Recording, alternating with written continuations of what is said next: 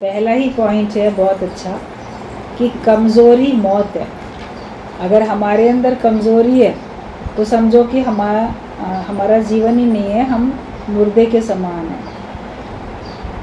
और अगर हमारे अंदर में शक्ति है, बहादुरी है, तो हमारा जीवन सच्चा जीवन है।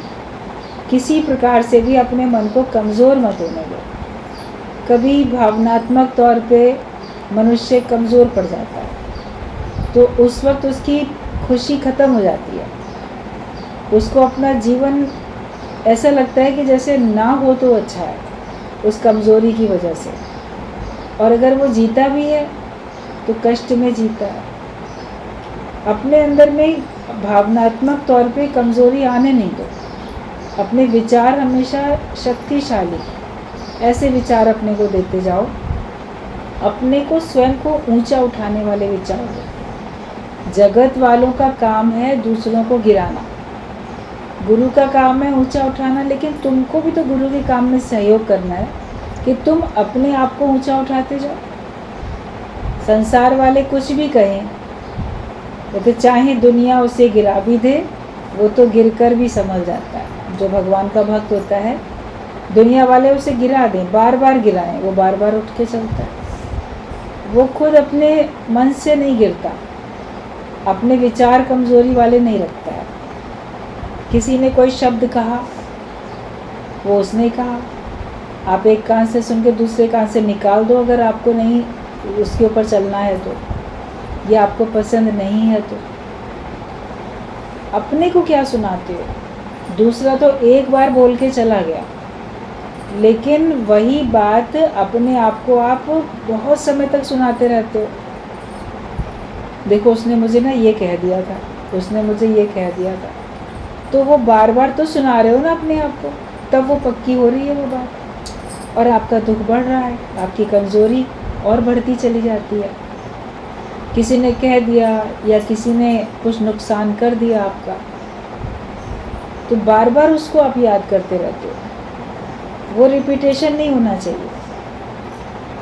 अगर आपने पेपर पे, कॉपी में आपने पेंसिल से एक लाइन खींची, उसी लाइन के ऊपर एक और बार आप पेंसिल से खींच दो तो डार्क हो जाती है, और खींचो और डार्क। कई बार अगर आप उस लाइन के ऊपर बार बार पेंसिल से लाइन करते जाओ तो आप देखो वो कितनी गहरी हो जाती है वो लाइन। उसके बाद जब वो बहुत गहरी हो गई, फिर आप रबड़ से मिटाना चाहो तो मिटेगी नहीं। पेपर फट जाएगा मगर वो मिटने वाली नहीं होगी, क्योंकि आपने उसको कई बार में उसके ऊपर लकीर पे लकीर, कई बार उसको आपने लाइन को खींचा। तो कई बार अपने मन को दोहरा के वही बात को सुनाया, तो फिर वो कभी दुख अपना हटता ही नहीं है। लाख आप सत्संग सुनो, लाख गुरु की बात समझो, मानना भी चाहो, तो भी वो दुख आपका अंदर से बना रहता है। शरीर रूपी पेपर फट जाएगा, लेकिन वो कष्ट आपका जाएगा नहीं। और उसको इतना गहरा किया किसने? तुमने खुद, बार बार उसको दोहरा के, बार बार उसके विचार करके। गुरु हमारी ये भूल हमको बताता है कि अब तक तो जो करना था आपने अज्ञानता में अपना नुकसान वो कर लिया, लेकिन अब आगे अपना नुकसान नहीं करो। अब आगे करो तो अपने फ़ायदे की बात करो। तो कमज़ोरी का विचार कभी भी नहीं रखना है, किसी प्रकार से भी। बोलो हम सूखे चने चबाएंगे पर एको ब्रह्म लखाएंगे। नहीं है ज़्यादा आपके पास, आप थोड़े से सूखे चने, भाड़ के भुने हुए चने मुट्ठी भर खा के, पानी पी के भी अपना जीवन गुजार सकते हो, लेकिन भगवान का नाम लेना नहीं छोड़ो। ज़रूरी नहीं है कि आपको 36 प्रकार का व्यंजन मिले या आपको भरपेट मिले खाने को, दोनों टाइम खाने को, तीनों टाइम खाने को मिले। दिन भर में एक टाइम भी मिलता है तो भी शुक्र मनाओ। 2 दिन में एक बार मिलता हो, 3 दिन में एक बार मिलता हो तो भी शुक्र मनाओ, लेकिन अपने को कमज़ोर नहीं करो। बोलो मेरी इतनी आवश्यकता है। अभी नवरात्रि में तो कई लोग पूरे 8 दिन तक देखो व्रत रखते हैं। उसमें कुछ लोग अच्छा अच्छा फलाहार की सामान बना के सारा दिन खाते रहते हैं। कोई लोग 2 टाइम खाते हैं फलाहार, कोई लोग 1 टाइम खाते हैं, कोई लोग कुछ नहीं बना के खाते हैं, वो फ्रूट्स वगैरह खा लेते हैं। और कई लोगों को हमने देखा कि वो दिन भर में सिर्फ पानी पिएंगे, बस 1 लौंग का जोड़ा मुंह में डाल लेंगे। 1 लौंग कितनी छोटी सी होती है लौंग, वो अपने मुंह में एक बार या एक ही बार या सवेरे शाम जैसे, मतलब टोटल इतना। ऐसे लोग भी हमको मिले जिन्होंने बताया कि नहीं हम कुछ भी नहीं खाते, और उनके 8 दिन कैसे निकल जाते हैं। उसमें उनको कमज़ोरी भी नहीं महसूस होती, क्योंकि अंदर भक्ति की शक्ति है और अपनी स्वेच्छा से उन्होंने ये स्टेप उठाया है। तो जो भगवान की इच्छा से आपके सामने आता है उसको बोलो ये भी मेरी स्वेच्छा थी इसमें, उसमें हम और भगवान का नाम लेते हैं तो आपको शक्ति मिलती है। आपके विचार ही तो हैं जो आपको शक्तिशाली बनाते हैं, आपके विचार आपको कमज़ोर करते जाते हैं। विवेकानंद ने बोला है कि कमज़ोरी मौत है। कभी विवेकानंद की तस्वीर देखो, कितनी आत्मविश्वास से भरी हुई उसकी मुद्रा होती है, उसका चेहरा, उसका देखने का स्टाइल, सब खड़े होने का स्टाइल, अपने में फुल कॉन्फिडेंट है, एकदम पूरा कॉन्फिडेंस से भरा हुआ, आत्मविश्वास के साथ, दृढ़ता के साथ। और वो आत्मविश्वास और दृढ़ता है किस चीज़ की? सत्य की, ज्ञान की है, माया की नहीं है। किन्हीं के पास बहुत माया होती है, वो भी ऐसी सर उठा के चलते हैं, लेकिन जिसके पास ज्ञान का धन है, आत्मिक निश्चय है, वो भी ऐसी सर उठा के चलता है। मगर फिर भी आप देखोगे दोनों की मुद्रा में अंतर है। बाहर से होते हुए भी उनकी भावनाएं उनके चेहरे से, उनकी आंखों से झलकती हैं।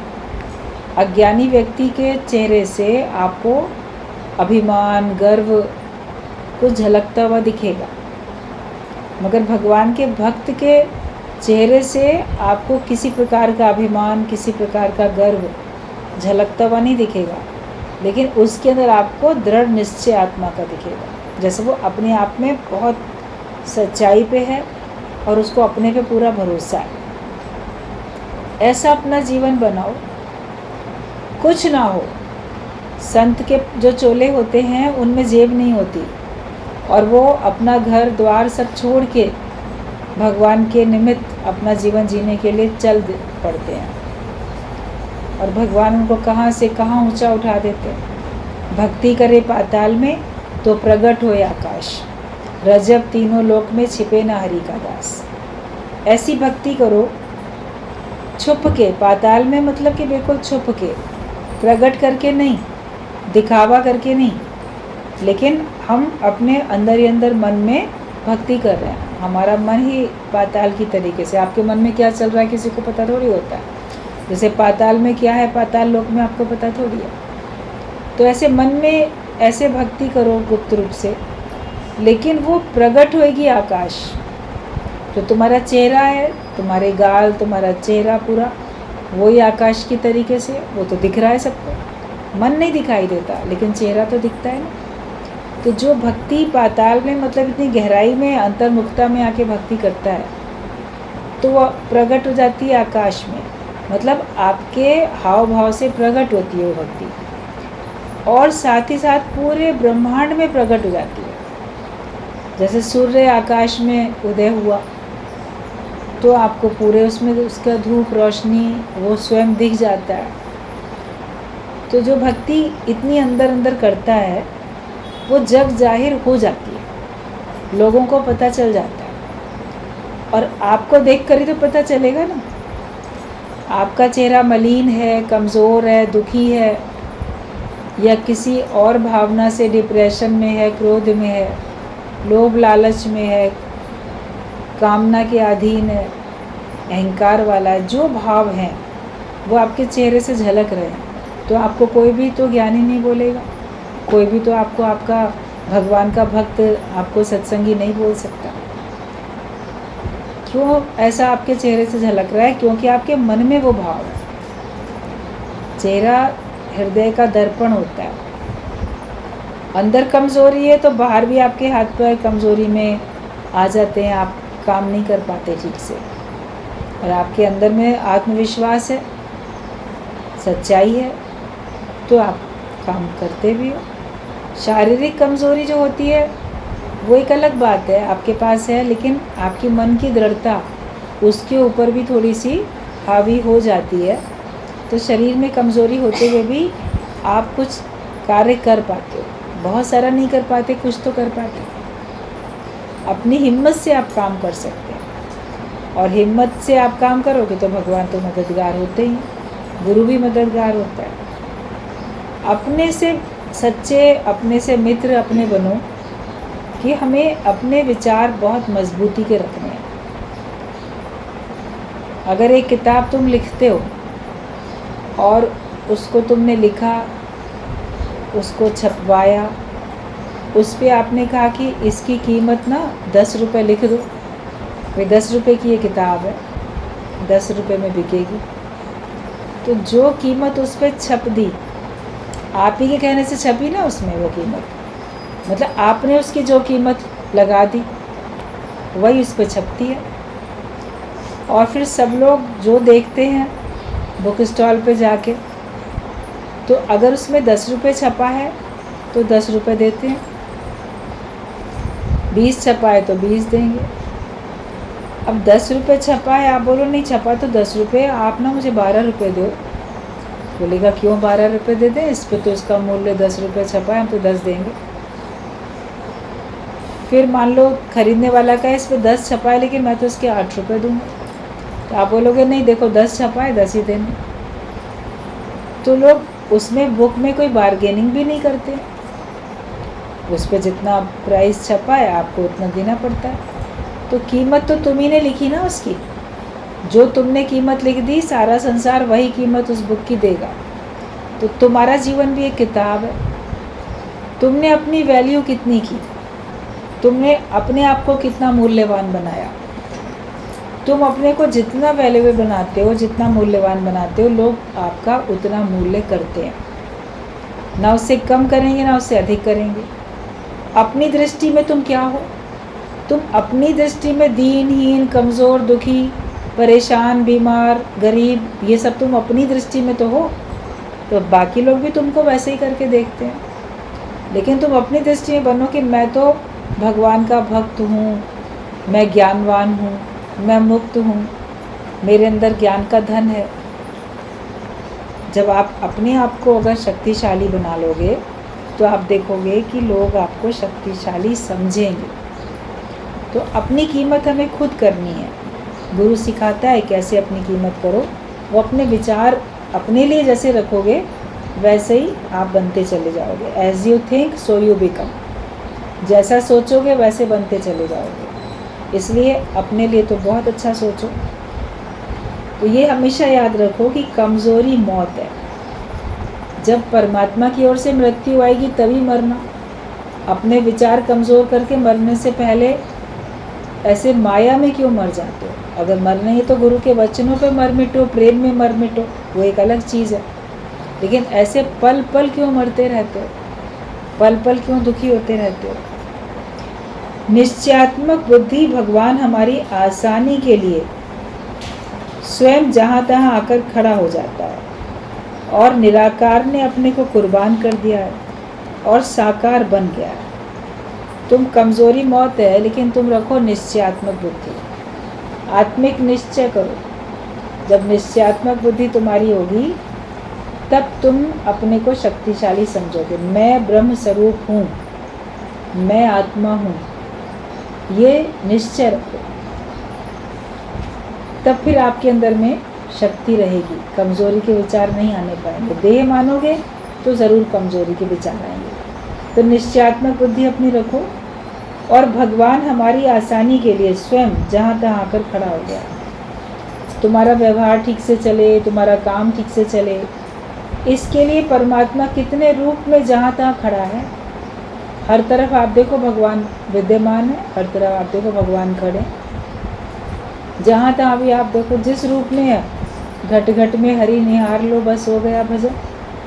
आप घट घट में भगवान को निहारो, वहाँ भगवान को देखो, तो आप देखोगे कि भगवान का भजन तो हो ही गया। आपको अलग से भजन गाने की ज़रूरत भी नहीं है, लेकिन आप घट घट में भगवान को देख लो। सब में भगवान देख लेना भगवान की पूजा कर लेने के बराबर होता है। तो हमारी आसानी के लिए, हमारा जीवन आसानी से जाए, इसके लिए भगवान स्वयं अनेक रूप में खड़ा हो गया। निराकार ने अपने को कुर्बान कर दिया है और साकार बन गया। वो तो निराकार था, उसको तो साकार में आने की कोई आवश्यकता ही नहीं थी, लेकिन निराकार ने हमारी सहूलियत के लिए अपना अस्तित्व गुम कर दिया, निराकार वाला, और वो हमारे लिए साकार बन गया। भगवान कहते हैं मुझको भी सुहाता है बंधन कभी कभी। देह का बंधन है, लेकिन भगवान को भी सुहाता है। भक्तों की पुकार पे भगवान अनेक रूप धारण करके उसको आसानी दिलाने के लिए, उसका काम बनाने के लिए भगवान प्रकट हो जाते हैं, भगवान चले आते हैं। तो निराकार ने तो अपने स्वयं को ही कुर्बान कर दिया हमारे लिए, और वो साकार रूप में आया। इतने अवतार सब हो गया हूँ, भगवान ने क्या बोला कि इतने रूप में सब मैं ही तो हूँ। भगवान ने अपनी विभूतियों का वर्णन किया है भगवद गीता में, और वैसे भी जो धार्मिक ग्रंथ हैं, वेद हैं, पुराण हैं, ग्रंथ हैं, उनमें सब में भगवान का सारा वर्णन आता है। तो भगवान तो कितने रूप में आया। पत्थर भीतर ठिकर सब हो गया हूँ मैं, मतलब जैसे पत्थर है और ये कंकड़ पत्थर मिट्टी जो भी कुछ है, ये सब भगवान ही बन गया हमारी सहूलियत के लिए। अगर मिट्टी ना हो तो आप बीज कहाँ डालोगे, कहाँ उगाओगे, अनाज कैसे होगा। धरती में कच्ची मिट्टी होती है, उसमें ही तो आप डालते हो बीज, तब तो आपके बीज अंकुरित होते हैं। मार्बल के फर्श पे तो नहीं अंकुरित हो जाएंगे। आप सोने की धरती बना लो, चांदी की धरती बना लो, किसी भी धातु की धरती बना लो जो कीमती है, उस पे क्या आप बीज डाल दोगे तो क्या अंकुरित हो जाएगा, लेकिन मिट्टी में ही होगा। तो मिट्टी भी भगवान बन गए। सोने का उपयोग अलग है, चांदी का अलग है, हर धातु का उपयोग अपनी अपनी जगह पे, लकड़ी का, लोहे का, सबका देखो अपनी अपनी जगह पे आप लोग उसका अलग अलग इस्तेमाल करते हो। कांच का, हर चीज़ का, प्लास्टिक का, हर चीज़ का। तो वो आपकी सहूलियत के लिए बना है ना सब कुछ। तो हर रूप में परमात्मा है, ये भाव रखो तो तुम्हारे अंदर में शक्ति बनी रहेगी। कोई चीज़ भगवान के सिवाय नहीं है। प्रेम अपने आप को करने में तुम्हें क्या कठिनाई है। कोई भी चीज़ भगवान के सिवाय तो है ही नहीं, भगवान ही बना है। भगवान नहीं समझ में आता तो अपने आप समझो, या उसको बहुत अपना आदमी है मेरा ही समझ लो। जिसको बहुत मेरा समझते हो उसके लिए तो त्याग करने के लिए तैयार, तत्पर रहते हो। ये मेरा है, इसके ऊपर तो मैं कुर्बान, इसके लिए तो मैं कष्ट सह लूँगा। अभी माँ अपने बच्चे के लिए कितने भी कष्ट सह लेती, क्योंकि मेरा बच्चा। जहाँ मेरापन है तो वहाँ पे आप कुर्बानी के लिए फिर भी तैयार हो जाते हो। तो सब तरफ भगवान करके देखो। भगवान करके नहीं देख सकते तो अपना आप करके देखो, मैं हूँ, वो भी नहीं देख पा रहे तो मेरा है इतना तो समझो ना, पराया तो ना समझो ना।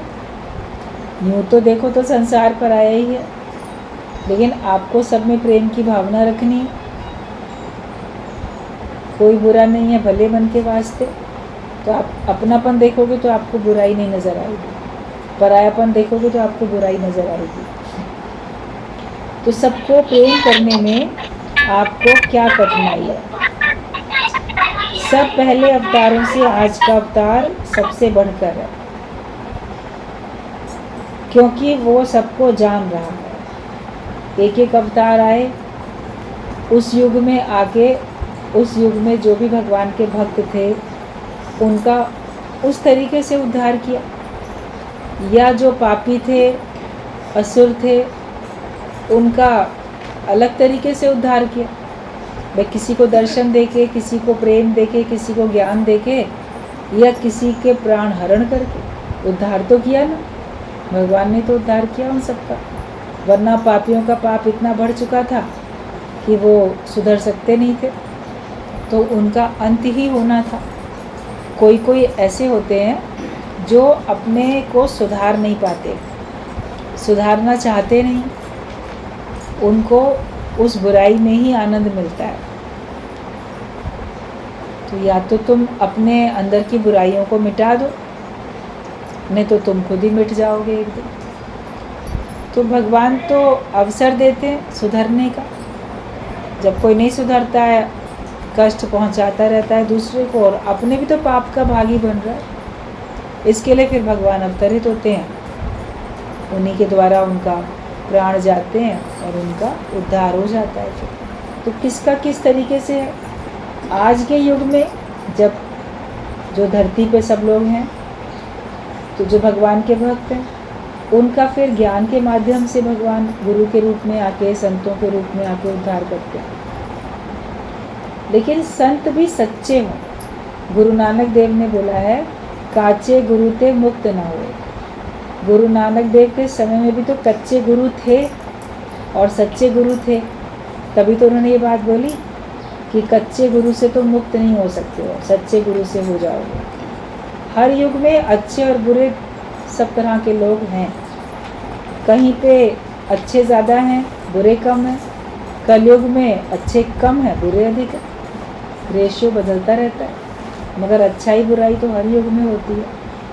संत आके सबका कल्याण करते हैं, धरती पे आके वो सबका उद्धार करते हैं, और दूसरे के उद्धार के लिए वो कष्ट भी सहन करते हैं। एक पॉइंट बड़ा अच्छा पढ़ रहे थे कि जैसे कपास होता है, कपास, उससे रुई बनती है। तो कपास का जो पेड़ होता है, पौधा, उसके फूल होते हैं, सबको मालूम है। तो वो जो कपास होती है उसको लेते हैं, उसके बाद अकेले वो जो उसमें रुई है उससे थोड़ी ना ऐसी कपड़ा बन जाता है। उसके लिए उसको कितना कष्ट भी सहना पड़ता है, कितना उसको कैसे बनाया जाएगा, भिगोया जाएगा, उसके धागे बनाए जाएंगे, उसके बाद काटा जाएगा, फिर उसको बनाया जाएगा, तब जाके वो वस्त्र बनता है। कष्ट उसने सहा कपड़ा बनने में। ऐसे तो वो हल्का फुल्का रुई का एक था फूल, हवा में उड़ रहा था, लेकिन सब इकट्ठा करके तो उसको कपड़ा बनाने के लिए उसके साथ कितनी मेहनत करनी पड़ती है, उसको कितने कष्ट सहने पड़ते हैं। लेकिन वो वस्त्र बन के सबकी शोभा बढ़ाता है, सबको ढकता है, काम करता है ना, अच्छा काम करता है। वो हर एक को ढकता भी है। आज कपड़े ना हो तो आप घर से बाहर नहीं निकल सकते। आप कपड़े आपके लिए कितने इम्पोर्टेंट है, ज़रूरी है। तो कष्ट सहा उसने, लेकिन हमको ढका भी, हमारी सुंदरता भी बढ़ाई, और हमको मौसम से बचाया भी, सर्दी से, गर्मी से, बरसात से, सबसे बचाता भी है, सुरक्षा करता है हमारी। तो कपास की तुलना संत से की जाती है कि संत भी जो धरती पे आते हैं, भले उनको कष्ट मिल जाता है या लोग उनको कष्ट देते हैं, लेकिन उन कष्टों में वो परेशान नहीं होते, उन कष्टों में वो घबराते नहीं हैं। वो उससे भी दूसरों को सुरक्षा देते हैं, दूसरे की मदद करते हैं, दूसरे के अवगुणों को भी ढकते हैं और दूसरे को महत्व देते हैं। तो कपड़े कितने इम्पोर्टेंट है हमारे लिए। तो संत भी कष्ट सह के हमारे लिए जैसे वस्त्र बन जाता है, जो कि वो हमारे लिए हमारी रक्षा का काम करता है। कष्ट सहा उसने। लेकिन कोई संसार में जो आसुरी प्रवृत्ति के लोग होते हैं, कष्ट तो उनको भी मिलते हैं। ये नहीं है कि केवल भगवान के भक्तों को कष्ट मिलेंगे, कष्ट प्रारब्ध के होते हैं, सबको मिलते हैं। लेकिन कुछ लोग दूसरे को अधिक कष्ट देने की मंशा रखते हुए अपना कष्ट सहते हैं। संत ने तो कष्ट सहा दूसरे को भला करने के लिए, दूसरे को सुख पहुंचाने के लिए कष्ट सह रहा है। लेकिन जो असंत होते हैं वो दूसरे को सुख पहुंचाने के लिए संत की तरह से कष्ट नहीं सहते, वो दूसरे को दुख पहुंचाने के लिए कष्ट सहते हैं। भगवान वरदान भी मांगने के लिए कहेगा, और अगर भगवान शर्त लगा देता है कि देखो तुमने तपस्या की, कष्ट सहा और मांगो तुम क्या मांगते हो, मैं तुम्हें वरदान देता हूँ। लेकिन एक बात याद रखना, तुम जो कुछ मांगोगे उससे दुगना तुम्हारे पड़ोसी को मिल जाएगा। अब जो मांगने वाला था उसने वो सोचता है कि तपस्या मैंने की, पूजा मैंने की, कष्ट मैंने सहे, पड़ोसी से तो मेरी बनती नहीं है, वो तो मेरा शत्रु है, तो मैं जो मांगूंगा उसको बैठे बिठाए बिना मेहनत करे मेरे से दुगना मिलेगा। ये तो कहीं का इंसाफ नहीं है। लेकिन भगवान ने कहा शर्त यही है, दुगना तुम्हारे पड़ोसी को मिलेगा। अब वो बोले कि मुझे एक बंगला मिल जाए तो दो उसको मिल जा रहे हैं, मेरे को एक कार मिल जाए तो दो कार उसको मिल जा रही हैं। जो भी कुछ सोचे, तो आखिरकार सोच सोच के वो वरदान मांगता है कि भगवान मेरी एक आँख फूट जाए ताकि पड़ोसी की दोनों फूट जाए। तो ये असंत होते हैं ऐसे लोग कि वो दूसरे को कष्ट पहुंचाने के लिए अपना कष्ट सह लेते हैं। तो ऐसी प्रवृत्ति के लोग भी होते हैं। जैसे कपास की तरीके से संत की तुलना की गई है, तो एक होता है सन जो होता है उससे रस्सी बनती है, वो भी धरती से उगता है, उसको भी काटा पीटा पानी में गलाया सड़ाया जाता है, उसके भी रेशे निकाले जाते हैं, कष्ट वो भी सह रहा है। लेकिन वो उस कष्ट सहने में भी खुश है। मगर वो क्यों खुश है? उससे पूछा भाई तुम क्यों खुश हो? वही कपास तो इसलिए खुश है कि वो वस्त्र बन के सबको सुरक्षा देगा, तुम तो वस्त्र नहीं बनोगे।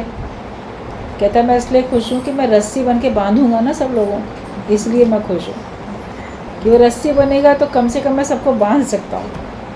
तो कोई दूसरे को बंधन में डाल के खुश है। तो सबकी अपनी अपनी मनोवृत्ति होती है, सबकी अपनी अपनी प्रवृत्ति होती है, कौन कैसा है तो कौन कैसा है। हमें सबको सुख पहुंचाने वाला बनना है। उसके लिए अगर हमें कष्ट भी मिलता है तो हमें मंजूर कर लेना चाहिए कि भले हम I may die that you may live, भले हमको नुकसान पहुंचे, हमारे प्राण चले भी जाएं, लेकिन कम से कम तुमको तो सच्चा जीवन मिल जाए, तुम तो पूरी तरह से ज्ञानवान होके अमरता को प्राप्त कर लो। तो ऐसी मनोवृत्ति हमारी ज्ञान में आके बननी चाहिए, और ऐसी मनोवृत्ति बनाने के लिए ही पुरुषार्थ, बनाने के लिए ही प्रयास हमको सबको करना चाहिए। तो ये देखो कि जो पहले के अवतार थे, आज का अवतार उन सब से बढ़ के है, क्योंकि वो सबको जानता है और वो हम सबको जान के हमारे हिसाब से हमको ज्ञान दे रहा। अभी आप कैसा भी प्रश्न रखते हो, कैसी भी बात पूछते हो, तो आपको युक्ति मिल जाती है, और उस युक्ति से आप अगर अपना लो तो आपको लाभ मिलता है। तो हमेशा अपनी उन्नति की बात पूछो। आप दूसरों की समस्याएं पूछोगे, उनका जवाब मान लो गुरु से ले भी लोगे, तो दूसरा व्यक्ति उस जवाब को ना माने, आप किसी और के लिए डॉक्टर से दवाई लेके चले जाओ, वो उसको ना खाए, तो आपका डॉक्टर के पास जाके समय बर्बाद करना, फीस देना, दवाई खरीदना सब बेकार तो गया। वो बोलेगा जी हम तो नहीं खाएंगे ये दवाई, हमको विश्वास नहीं है उस डॉक्टर में, और हम अपने को बीमार मान ही नहीं रहे जो दवाई खाए। अज्ञानी व्यक्ति अपने को अज्ञानी मान ही नहीं रहा, वो तो आपसे ज़्यादा समझदार अपने को मानता है, तो आपका ज्ञान क्यों सुनेगा? या वो आप जो उसको समस्या का हल बताओगे वो नहीं मानेगा। इसलिए हर एक करे अपना उद्धार, दूसरे की बातें दिमाग में नहीं रखो, अपना उद्धार करो। आसान तरीके से गुरु ने समझाया है कि इसी जन्म में तुम मुक्त हो सकते हो। फूल तोड़ने में भी देरी है और ज्ञान आने में इतनी भी देर नहीं है। शेर कभी लकड़ी के पिंजरे में फंस नहीं सकता है, वो तो लकड़ी को तो तोड़ डालेगा। अगर लकड़ी का पिंजरा शेर को दे दिया जाए, उसमें बंद करके रख दिया जाए, तो वो तो उसको एक धक्का मारेगा, अपने को वहाँ से निकालने के लिए पिंजरे को वो तोड़ना चाहेगा तो टूट जाएगा आसानी से। इसलिए शेर को पकड़ने के लिए तो बहुत भारी लोहे के मजबूत पिंजरे होते हैं, क्योंकि वो खुद इतना ताकतवर है, वो लकड़ी के पिंजरे में थोड़ी कैद हो सकता है। तो तुम भी अपने आप को उतना मजबूत बनाओ, उतना अपने को ब्रह्म जानो, उतना अपने को आत्मा जानो, इतने मजबूत कि तुम इस माया के बंधन में आ नहीं सकते। इस माया को मजाल नहीं है कि तुमको कैद कर सके। तुझ आत्मा को कोई कैद नहीं कर सकता। देह कमज़ोर है, देह को कैद किया जा सकता है, लेकिन तुम्हारा मन तो शक्तिशाली है। मन तो ज्योत स्वरूप है। तुम्हारी आत्मा तो शक्तिशाली है, जो कि तुम्हारा असली स्वरूप है। उसको तो कोई बंधन में नहीं डाल सकता है। तो ये ज्ञान पक्का करो कि मैं कौन हूँ। तू शेर आत्मा इस देह से पहले ही अलग है। तुम शेर की तरीके से आत्मा हो और देह के पिंजरे से तुम पहले ही अलग हो। तेरा ख्याल है कि मैं बंधन में हूँ, लेकिन वास्तव में तुम बंधन में नहीं हो। ये तुम्हारा ख्याल है कि मैं बंधा हुआ हूँ, मैं बंधन में हूँ। हकीकत में देखोगे तुमको किसी ने बांधा ही नहीं है। जो तुम्हारा ख्याल तुमको दुखी ना करे, तुम्हारा ख्याल तुमको बंधन में ना लाए, तो संसार में भगवान भी तुमको दुखी नहीं कर सकते, संसार में भगवान भी तुमको बंधन में नहीं ला सकते। तुम्हारे ही विचार है, क्योंकि तुम अपने राजा, तुम अपने मालिक स्वयं हो। जैसा चाहते हो वैसा जीवन तुम्हारा बनता है। कि तेरा ये ख्याल है कि मैं बंधन में हूँ। पहले सब डरते रहते थे, कैसे माया से छूटें, कैसे निर्बंधन हो, कैसे सत्संग में नियम से जाएं। लेकिन अब तो सब कैसे आने लग जाते। शुरू में तो लगता था घर वालों से कैसे कहें हम सत्संग जा रहे हैं, लेकिन अभी तो आप आराम से चले आते हो। तो अब कोई बंधन रहा नहीं। पहले मन भी डराता था, तुम कहाँ जा पाओगे, तुम कैसे कर पाओगे। तो आप बोलोगे कि सही बात है, अब तो हम आराम से आते जाते हैं, अब हमको किसी प्रकार का कोई बंधन नहीं है। तो पहले सब डरते थे और अब कैसे सत्संग में आ जाते हैं। हर एक अपने ख्याल से बंधा पड़ा है। यू आर फ्री, तुम बिल्कुल मुक्त हो, लेकिन जब कोई भी ख्याल ना करो। जब तुम ख्याल कोई ना करो तो तुम मुक्त हो, लेकिन ख्यालों का ही बंधन है और कोई बंधन नहीं है। शरीर क्षेत्र में जो बीज बोएगा वैसा फल मिलेगा। कर्म किया तो कर्म तो तुम्हें बांधेगा। कर्मों से तुम बंध गए, उनके फल से तुम बंध गए। ज्ञानी कोई कर्म ऐसा नहीं करता है जो बाद में उसे पछताना पड़े। वो पहले ही सोच विचार के कर्म करता है। वो ऐसा करता ही नहीं जिससे बाद में उसको कोई कहे, कोई टोके, उसको नुकसान उठाना पड़े। तो कर्मों के प्रति हमें बहुत सुजाग और सावधान रहना है। अपने को अगर आप ब्रह्म जानते हो, आत्मा जानते हो, तो आपसे कोई भी गलत काम फिर होते नहीं है। और ये शरीर क्षेत्र है, इसमें जैसे भी आप बीज बोओगे वैसे ही फल आपको मिलेंगे। मतलब जैसे कर्म करोगे वैसे ही फल मिलेगा। इसलिए अंदर में भावना शुद्ध रखो, पवित्र भावना रखो, सबके भले की भावना रखो, अपनी उन्नति की, अपनी मुक्ति की भावना रखो। और कर्म वही करो जो तुमको भगवान के नज़दीक करे। वो कर्म नहीं करो जो तुमको भगवान से दूर कर दे। कार्य करने से पहले सोचो, ये कार्य मुझे भगवान से जोड़ता है कि भगवान से विमुख कर रहा है। अगर भगवान से दूर करने वाला काम हो तो उसको न करो। भगवान से जोड़ने वाला काम है तो भले आप उसको करो। और अगर गुरुवान हो तो गुरु से पूछ के काम करो। आपको नहीं समझ में आता है मैं क्या करूं क्या ना करूं। बाकी तो करने योग्य कर्म और ना करने योग्य कर्म शास्त्रों में भी लिखे हैं। निषिद्ध कर्म, ना करने योग्य कर्म, उनको नहीं करना चाहिए। पढ़ोगे शास्त्र आपको पता चलेगा। नहीं तो गुरु के मुख से आपको जो कुछ सुनने को मिलता है वो शास्त्रों की ही तो बात होती है, उसकी अपने मन से बनाई हुई बात नहीं होती है। तो इसके लिए उनके ऊपर भी विश्वास करके आप ज्ञानवान बन के चलो, तो तुम फिर कभी भी बंधन में आ नहीं सकते हो। Man minus desire is equal to God. अगर आपके अंदर इच्छाएं नहीं है तो आप भगवान के बराबर हो। जो जीवन मुक्त है वो ही विदेह मुक्त है। जब आप जीवन मुक्त हो, जीते जी आप अपने को मुक्त महसूस कर रहे हो। अभी खुद ही तो आप महसूस करते हो हम तो भी मुक्त नहीं हुए, हम तो भी बंधन में हैं। क्योंकि अपने बंधन आपको दिख रहे हैं। आप झूठा तो किसी को कह सकते हो, मगर अपने आप को कैसे कहोगे झूठा? अपनी सच्चाई तो आपको पता है ना। मेरे अंदर अभी कितना ज्ञान पक्का हुआ, कितना अज्ञान अभी बाकी है, कितना मैं माया से छूटा, कितना छूटना बाकी है, वो तो आपको अपने लिए पता चलता है ना कि कितना छूटा, कितना भी बाकी है। तो तुम अपने लिए ये सोचो कि क्या तुमको अपने को मुक्ति का, आनंद का अनुभव होता है कि मैं मुक्त स्वरूप हूँ, या अपने को भी बंधा हुआ महसूस करते हो? जहाँ जहाँ भी अपने को बंधा हुआ महसूस करते हो तो वहाँ से अपने को छुड़ाते जाओ। अपने साक्षी बनो। जब आप अपने साक्षी बनोगे तो आप देखोगे कि आपके पास फिर वास्तव में कोई बंधन नहीं रह जाएगा, और जो बंधन होंगे उनसे आप आज़ाद होते चले जाओगे। अभी भी मेरा मन यहाँ अटका हुआ है, अभी मेरा मन यहाँ बंधा हुआ है। जब मेरा मन कहीं अटका हुआ नहीं है, कहीं बंधा हुआ नहीं है, मुझे कुछ भी नहीं चाहिए, मुझे अपने आप में तृप्ति है, सारी दौड़ भाग हमारी ख़त्म हो चुकी है।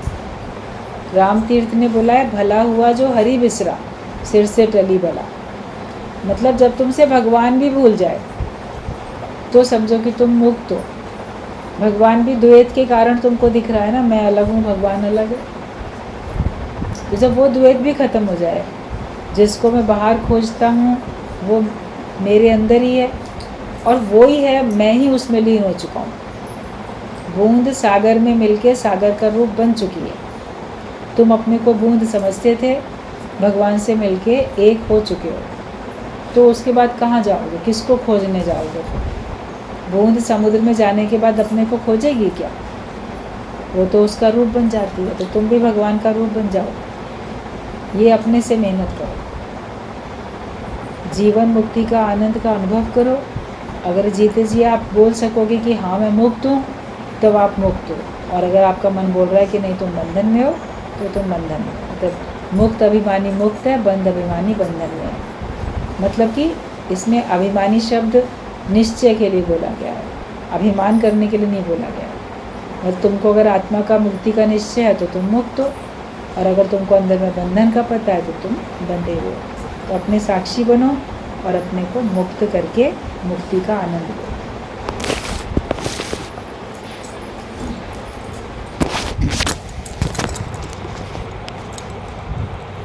मुश्किल लगता